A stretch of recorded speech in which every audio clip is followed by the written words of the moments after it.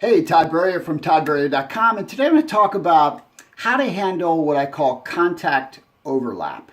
And so, what is contact overlap? This is when, and it's going to show up more often in a local area, typically.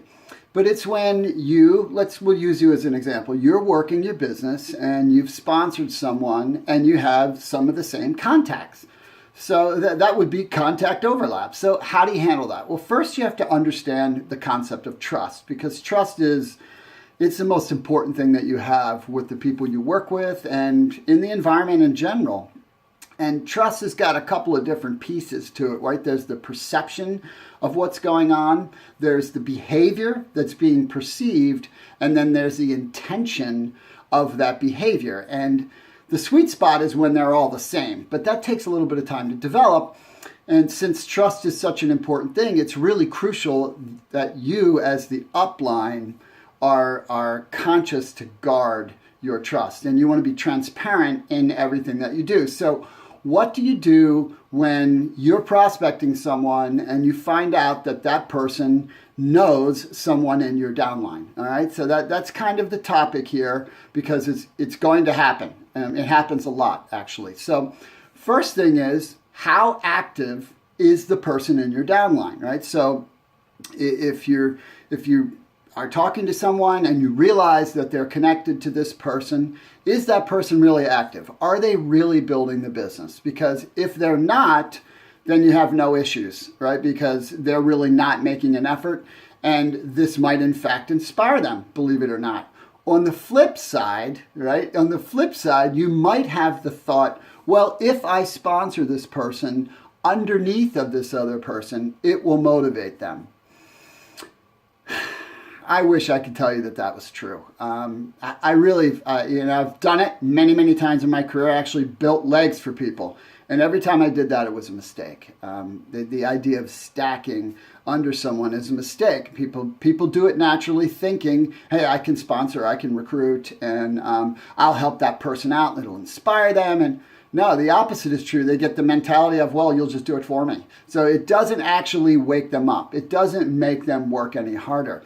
Now, what I tend to do is I'll assess how active the person is, and I'll have a conversation with them. That's the first thing I'll do. I'll say, hey, I'm talking to so-and-so. Is that someone you're already talking to, or that you intended to talk to? Because if they are, you can pick up the contact. If you pick up the contact, I'll help you with the contact.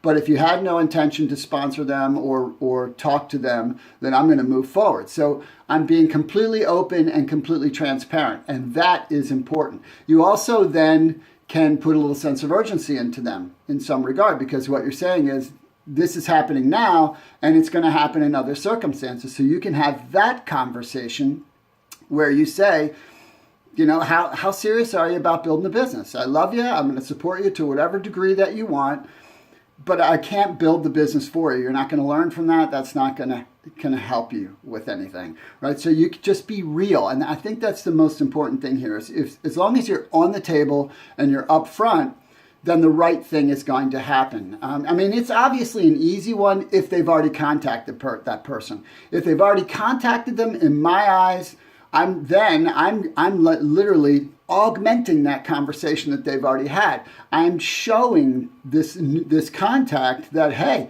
this really is a real thing. The stuff that your friend said to you was real. It's true. And I'm going to be part of your support, but that's the person that you're going to be sponsored by. You see, that then shows some teamwork. So it ends up being an opportunity to show and shine a little bit. So I hope that was helpful. First step, talk to the teammate. If they're not really active, then you go ahead and sponsor the person. If they are active, then you share with them, hey, you need to reach out to this person because they're open. And if they've already contacted them, now you just help to serve to further move that person along in the process. That should be pretty easy to do. But again, you want to guard the trust. Always. It's the most important thing that you can do in developing your ability to lead and mentor and work in the space. So I hope that was helpful for you. If you have yet to get my 27 scripts that really help you sponsor consistently, which is the name of the game, is acquiring customers and acquiring and business partners, then make sure you go to toddburrier.com and put in your email and get your free MP3 download. And also, the blueprint process, which you'll find at toddburrier.com, is a tremendous training program.